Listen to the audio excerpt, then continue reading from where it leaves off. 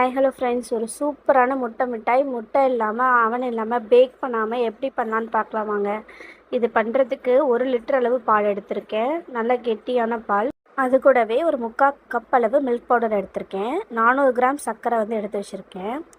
முந்திரியும் பாதாமும் அரைக்கிறதுக்காக எடுத்து வச்சுருக்கேன். ஒரு 100 ml நெய் வந்து எடுத்து வச்சுருக்கேன். அது கூடவே 2 டேபிள் ஸ்பூன் கார்ன்ஃப்ளவர் மாவு எடுத்து வச்சுருக்கேன். இப்போ ஸ்டவ் ஆன் பண்ணி அடிகனமான பாத்திரத்தை வச்சு நம்ம எடுத்து வச்சுருக்க 1 லிட்டர் பாலையும் சேர்த்திக்கலாம். பால் நல்லா 3/4 லிட்டராக சுண்டணும். அடி பிடிக்காமல் இருக்க நல்லா கிளறி விட்டுக்கோங்க. கிளறிக்கிட்டே இருங்க. பால் நல்லா முக்கால்வாசியாக குறைஞ்சி வரணும். அடி பிடிச்சிடக்கூடாது. அடுப்பை வேணால் சிம் பண்ணிக்கோங்க. சிம் பண்ணிட்டு நல்லா கிளறிட்டே இருங்க. பால் நல்லா காஞ்சிட்ருக்க டைமில் நம்ம எடுத்து வச்சுருக்க முந்திரியும் பாதாமையும் அரைச்சிடலாம். நல்லா பேஸ்ட்டாக அரைச்சிக்கோங்க. அரைச்சி எடுத்து வச்சுட்டு இப்போ பால் நல்லா கொதித்து வந்திருக்கும் 3/4 கப் அளவுக்கு. இப்போ இந்த ஸ்டேஜில் நம்ம எடுத்து வச்சுருக்க மில்க் பவுடரை சேர்த்திக்கலாம்.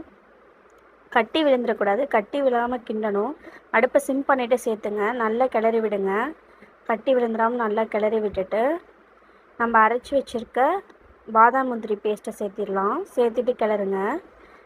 கிளறிட்டு நம்ம எடுத்து வச்சுருக்க கார்ன்ஃப்ளவர் மாவை தண்ணியில் கரைச்சி சேர்த்திக்கலாம். கட்டி விடாமல் கிண்டணும். நல்லா கிண்டிகிட்டே இருங்க. நல்லா கிண்டினதுக்கப்புறம் ஒரு ஹல்வா பதம் வந்ததுக்கப்புறம் நம்ம அதில் ஏலக்காவும் நம்ம எடுத்து வச்சுருக்க சர்க்கரையும் சேர்த்தலாம். இப்போ மறுபடியும் இது வந்து இலகும். நல்லா கிண்டும் போது நல்லா இலகி வரும். நல்ல இலகி வந்து மறுபடியும் வந்து அது அல்வா பதத்துக்கு சேஞ்ச் ஆகும். அது ஸ்டேஜ் வரைக்கும் நல்லா கிண்டணும். கிண்டிகிட்டே இருந்தோம்னா ஒரு கொஞ்சம் கெட்டியாகும். கெட்டியாகும்போது கிண்ட முடியாது. அப்போ நம்ம எடுத்து வச்சுருக்க நெய்யில் பாதியை சேர்த்திடலாம். பாதியை சேர்த்து கிண்டிட்டு மறுபடியும் கெட்டி ஆகும்போது மீதி பாதி நெய்யை ஊற்றி நல்லா கலந்துகிட்டே இருக்கணும். நெய் வந்து கெட்டியாக கொஞ்சம் கொஞ்சமாக நெய்யை சேர்த்திக்கலாம். நம்ம எடுத்து வச்சுருக்க அளவு நெய் மட்டும் போதும். ஒரு 100 ml. நல்லா கிண்டிகிட்டே இருங்க.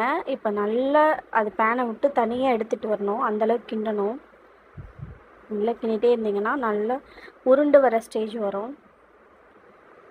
இப்போ இது நல்லா உருண்டு வர ஸ்டேஜ் வந்துடுச்சு. இப்போ இந்த ஸ்டேஜில் ஒரு பேனில் கீ தடவிட்டு நம்ம எடுத்து இதை கொட்டிடலாம். நல்லா ஆறணும்.